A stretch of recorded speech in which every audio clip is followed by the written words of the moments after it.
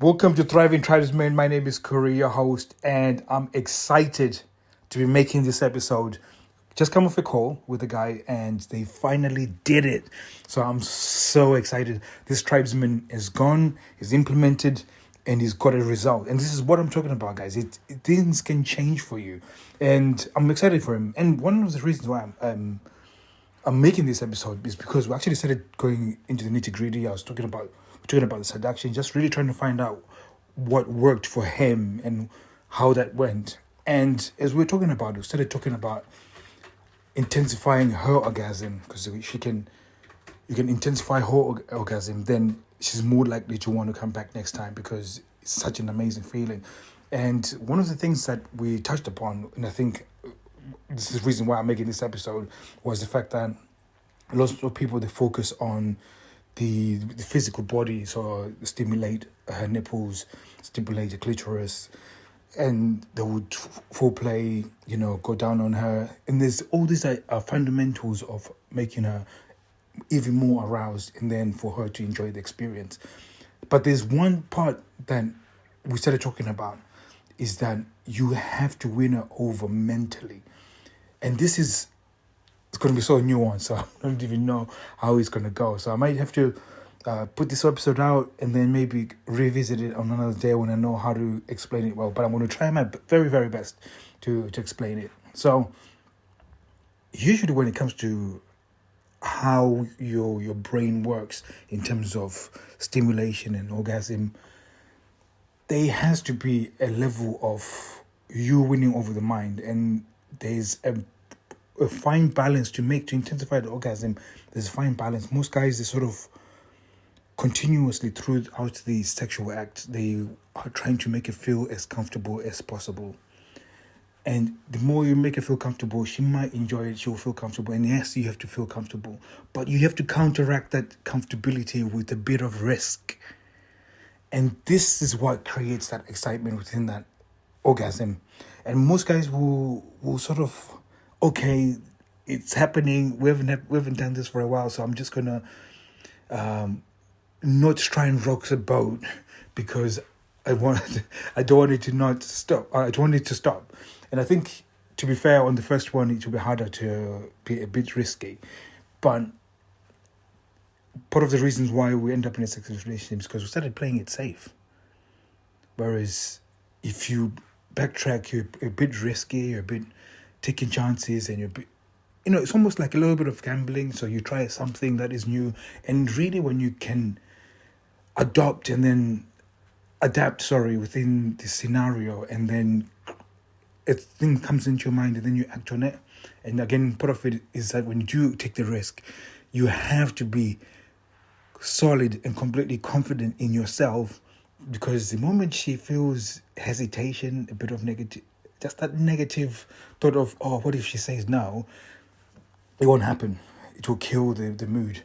So part of it is just being solid. And again, it still comes back to that, having that solid base within yourself and knowing yourself, being within your mission, being driven, and her to trust that you're that guy. And when you're that guy, when you take things to a little bit of a risky territory, she's more likely to go with you because she trusts you. And this is the powerful bit. And we talked about this, and he was pretty excited about that. And I thought I should share it with you guys, because there's some of you that are within a sexless relationship. You're probably having it once a month. Maybe it's happening not as frequently, but it does happen. When you do have sex, I think it's going to be very important to be able to win over her mind. And again, how do you win over her mind?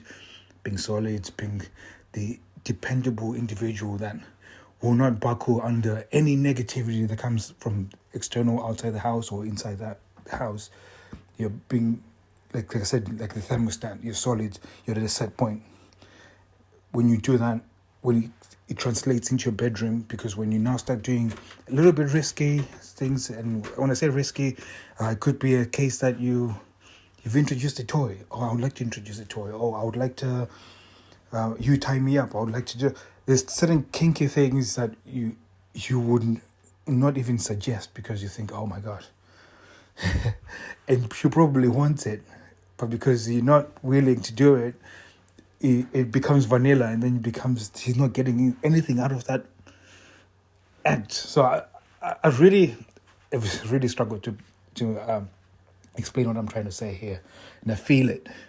So I'm gonna have to rediscover another way of doing this or saying this. So I'm really sorry about this, guys, but I was really excited and I wanted to share this with you. The guy, when I spoke to him, he sort of got it. So I hope you guys get it.